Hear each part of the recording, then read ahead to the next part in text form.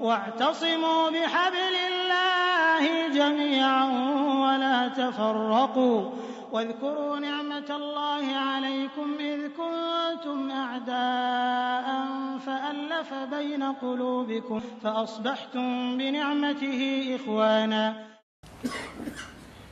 الحمد لله ثم الحمد لله. الحمد لله تعالى نحمده ونستعينه ونستهديه ونستغفره ونعوذ بالله تعالى من شرور أنفسنا ومن سيئات أعمالنا. يا ربنا لك الحمد كما ينبغي لجلال وجهك ولعظيم سلطانك. سبحانك لا نحصي ثناء عليك أنت كما أثنيت على نفسك. لك الحمد كله ولك الشكر كله على ما أنعمت وأوليت وتفضلت يا رب العالمين. اللهم كما أنعمت فأدم وزدنا من نعمك واجعلنا من الشاكرين. وأشهد أن لا إله إلا الله الملك الحق المبين، وأشهد أن محمدًا عبده ورسوله وصفيه وخيره أرسله رحمة للعالمين وهدى وبشرى للمحسنين. فبلغ الرسالة وأدى الأمانة ونصح الأمة وجاهد في الله حق جهاده حتى أتاه اليقين من الله تعالى. فصل اللهم عليه وعلى آله وأصحابه ومن اهتدى بهديه واتبع سنته واقتفى أثره بإحسان إلى يوم الدين. أما بعد، فيقول ربنا سبحانه وتعالى في كتابه الكريم: وأحسنوا إن الله يحب المحسنين. In Surah Al-Baqarah, Allah Azza wa Jal says, and do good, because Allah loves those who do good. And if we were to recite and read the Quran and search about those whom Allah loves, there are many verses. I'll just go through some of these verses in the Quran which talks about whom Allah loves. So this is probably verse number 1 in Surah Al-Baqarah. Inna Allaha yuhibbul muhsineen. So Allah is commanding us to do good. Not only good. Ahsinu, it's a way of perfection. Perfection in our prayers, in our dealings, in our contracts, in our character, and so on. Inna Allaha kataba al-ihsana ala kulli shay. As in the hadith, the Prophet ﷺ says, Allah subhanahu wa ta'ala prescribed ihsan, goodness, on everything. So if you were to do something, do it in the perfect manner. If you were to pray, do it according to the sunnah. If you were to pay your zakah, and so on and so forth.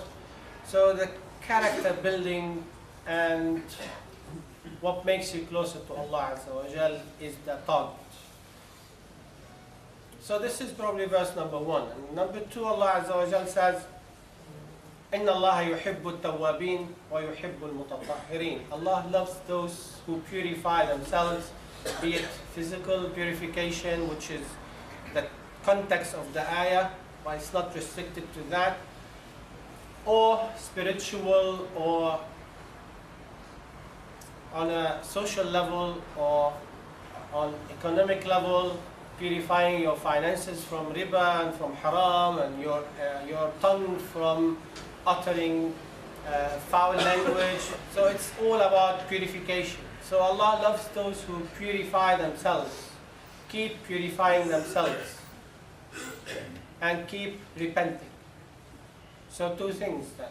Number 1 is tawbah, which makes us closer to Allah and beloved to Allah, repenting. And number 2 is continuous purification. So we have then with the verse number 1, goodness, doing perfection in everything we do. Number 2 is purification and tawbah or repentance. And then Allah Azza wa Jal says, Inna Allah yuhibbul muttaqeen. And Allah loves those who act with taqwa. And we define taqwa many times. It's fi'l al-ma'murat wa tark al-manhiyat.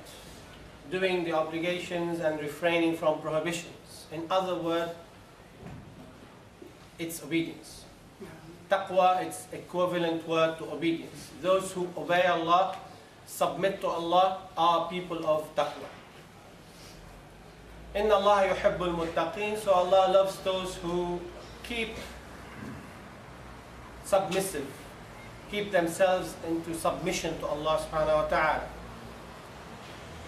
And He says as well, Wallahu yuhibbul sabirin.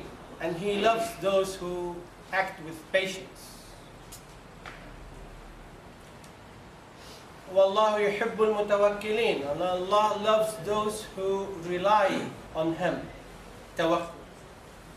And the list goes on and on and on, whom Allah loves in the Quran. On the other side, I was doing this exercise a few days ago. I said, let me see whom Allah dislike or whom Allah does not love. Allah subhanahu wa ta'ala says in many verses as well in the Quran, you can follow another list. Inna Allah la yuhibbul mu'tadeen. Allah does not love those who transgress. Inna Allah la yuhibbul kha'ineen. Allah doesn't love those who betray and commit betrayal. Wallahu la yuhibbul zalimin. Allah does not love those who transgress and whom act with oppression. Who doesn't love then oppressive people. And let me just go through the sunnah of the Prophet ﷺ and see as well in the same direction, in the same line. What did he say alayhi salatu wassalam? And by the way, the overall concept of loving Allah and whom Allah loves, it's been summarized in one ayah. قُلْ إِن كُنْتُمْ تُحِبُّونَ اللَّهَ فَاتَّبِعُونِي يُحْبِبْكُمُ اللَّهُ. Say, if you really love Allah, follow me then, i.e. the Prophet ﷺ, and Allah will love you. So following his footsteps, what did he say in the sunnah which Imam Ahmad narrated in his Musnad in a sound narration? أكمل المؤمنين إيمانا أحاسنهم أخلاقا. The most or the best person in his character or in his religion, in his faith, in his iman, is the one who has the best character. So he put on one hand your iman and on the other hand the character. So the more you have good character, the more you have iman. The less you have good character, the less you have iman. So if you want to perfect your iman, then perfect your character. In another narration as well in Musnad Ahmad, he says, alayhi salatu wassalam, إِنَّ أَقْرَبَكُم مِّنِّي مَجْلِسًا يَوْمَ الْقِيَامَةِ أَحَاسِنُكُمْ أَخْلَاقًا. The closest to me on the day of judgment, in proximity, is the one who has the best character. وَإِنَّ أَبْعَدَكُم مِّنِّي يَوْمَ الْقِيَامَةِ. The farthest from me on the day of judgment, مَسَاوِيكُمْ أَخْلَاقًا. The worst in character. In another narration, the Prophet ﷺ said, which has been narrated in Shu'ab al-Iman, al-Bayhaqi, and Mu'jam al-Tabarani, and others, he said, sallallahu alayhi wa sallam, أَلَا أُخْبِرُكُمْ بِأَحْسَنِكُمْ. Shall I not tell you about the best amongst you? They said, yes. Bala ya Rasulullah. He said, Al-muwatta'una aknaf. Those who are easygoing. Al-lazina ya'lafuna wa yu'lafu. Those who can get along easy with people and people can easily get along with them.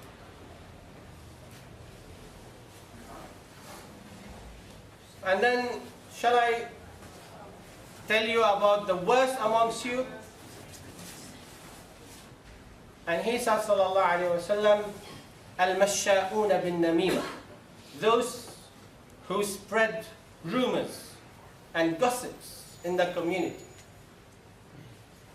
وَالْبَاغُونَ لِلْبُرَآءِ الْعَنَتِ وَالْبَاغُونَ لِلْبُرَآءِ الْعَنَتِ. And those who target the innocent people to put them in hardships.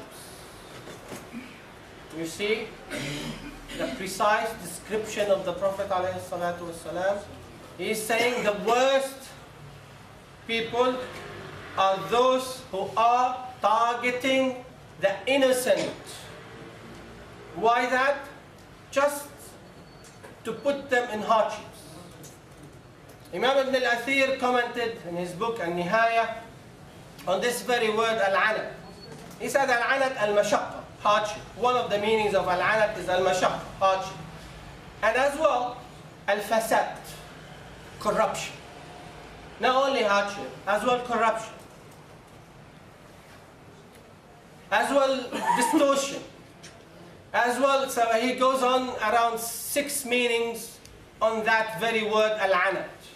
And unfortunately, we've seen this in our own eyes, be it in the Tuesday's attacks on Belgium, Brussels, or be it in France, or be it elsewhere, Syria, Iraq. It's a long list to follow. And the Prophet ﷺ, he was very precise in his description. Al-baghuna lil-bura'a il-'anat. Innocent people. They are targeting the innocent people.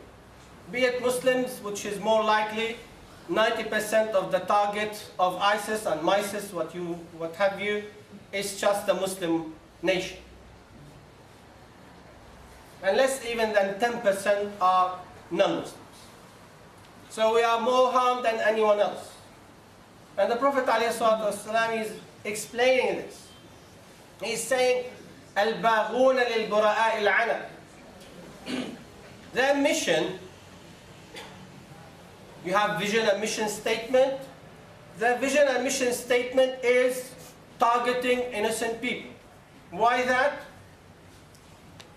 Just to put them in hardships. Just to spread corruption.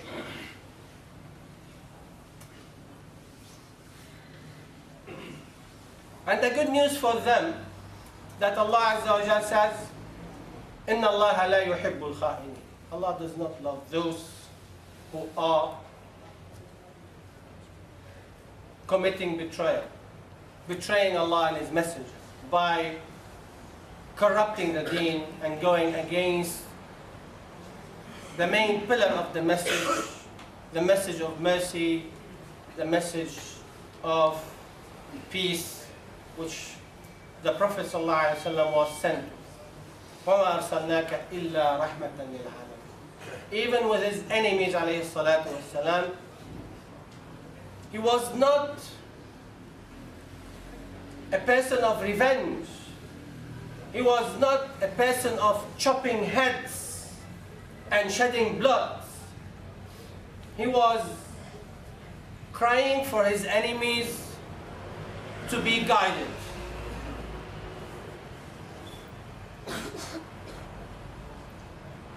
So, this is the true message of Muhammad alayhi salatu wasalam.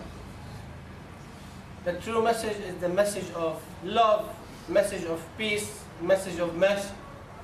So, I'm just repeating this because sometimes we might lose our direction within the dilemma of falsehood and truth mixing together, and this wearing the dress of that, and this is being wrapped with a different wrapper. And sometimes you see falsehood dressed up as truth, and vice versa. So we need just to get it right. الباغون للبراء العنب. Those who are targeting innocent people, they have nothing to do with Islam. Nothing to do with the message of the Prophet ﷺ. Even if they were to call themselves this group of Muslims or what have you, doesn't matter. It's not a label you carry and then it will change your identity.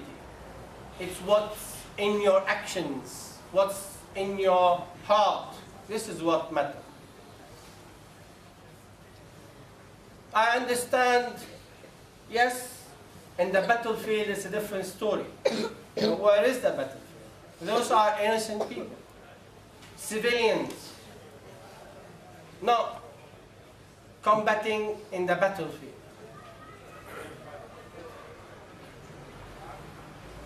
الباغون للبراء العنب. So as if it's one of their hobbies to put people in hardships. Now what are the reasons behind this or that attack?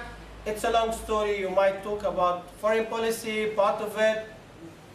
Nevertheless, the government keep denying this. It has been saying for a long time nothing to do with foreign policy. We can argue this. We can disagree with this. That's fine. And the recent report which being published on the day of the Belgium attacks, it's not been written by Muslims, alhamdulillah. It says, in the executive summary of that report, it says religion has nothing to do with these attacks and terrorism and what have you. This is their own words. They said it's all about marginalization, deprivation. It's all about feeling second-class citizen. It's all about poor education. It's all about disfranchisement. And the list goes on and on. And from the very beginning, they said it has nothing to do with religion. So why some people keep coming back to this and say, yes, Islam teaches hatred and so on and so forth. If it's the case, I was just discussing this a couple of days ago. I've said if this is the case, just for argument's sake, we are 1.7 billion. If Islam teaches hatred, we should have killed half of the population on earth. If every single Muslim is built in his system hatred towards non-Muslim, yes, as one of the comedians once said, we could have killed people in kebab. As easy as that. We have plenty of kebab, we have plenty of tandoori, we have plenty of you name it. We can easily, if this is our religion, to kill non-Muslims, then we could have easily killed everyone. But this is not the message of Islam. Islam is the religion of mercy, love, and peace.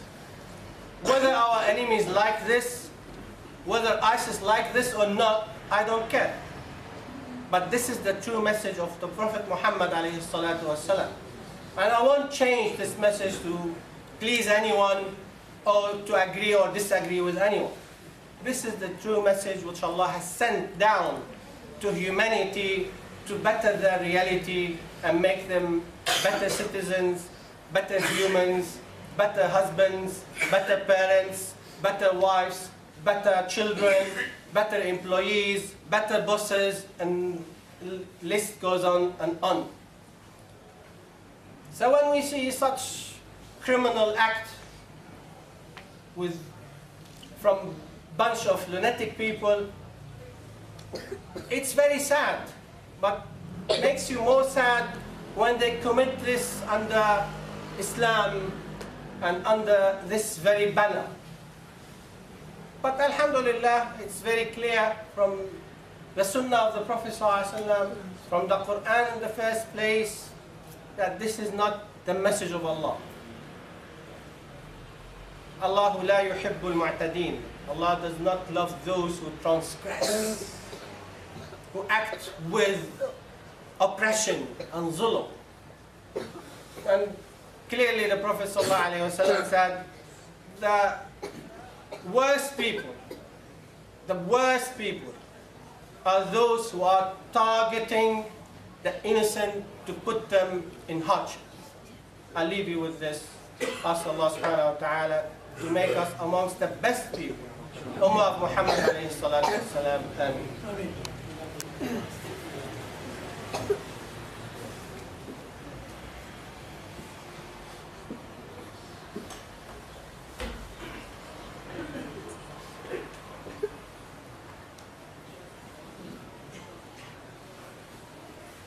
الحمد لله وكفى والصلاة والسلام على النبي المصطفى وعلى آله وصحبه ومن بعهده وفى. أما بعد, we need to revisit our main principles and values as Muslims,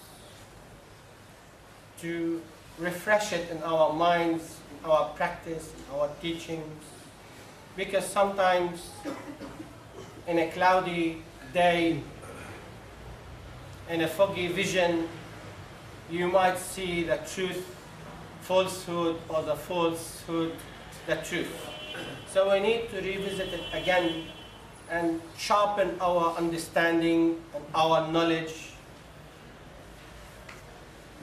to spread the message amongst our youngsters, ourselves, our colleagues. It's the right time. Although we might see it's a very sad time, but nevertheless, with this bitterness, there is good. If we know how to invest in the time which we are living in, if we know how to present the true message of Islam, is the message of common sense. But sometimes we lost the common sense. So we need to come back to the true message of Muhammad alayhi salatu wasalam, the message of the Quran, and see inshallah how can we move on and forward to be better and better, to have Allah's love amongst us. Ameen. اللهم يا رب يا رحمن يا بديع السماوات والأرض يا ذا الجلال والإكرام اللهم نسألك العفو والعافية اللهم لا تؤاخذنا بما فعل السفهاء منا اللهم اغفر لنا وارحمنا سامحنا وعافنا واعف عنا من شر أنفسنا وخلقك سلمنا اللهم اجعلنا من الذين أحببتهم اللهم اجعلنا من الذين أحببتهم فأحبوك ومن الذين قربتهم فأطاعوك اللهم نسألك رضاك ولا تشغلنا عنك بسواك اللهم أعنا على ذكرك وشكرك وحسن عبادتك ولا تجعلنا من الغافلين اللهم إنا نسألك الهدى والتقى والعفاف والغنى اللهم ارفع مقتك وغضبك عنا اللهم ارفع مقتك وغضبك عنا فرج الكرب عن المكروبين ونفس الهم عن المهمومين ووف الدين عن المدينين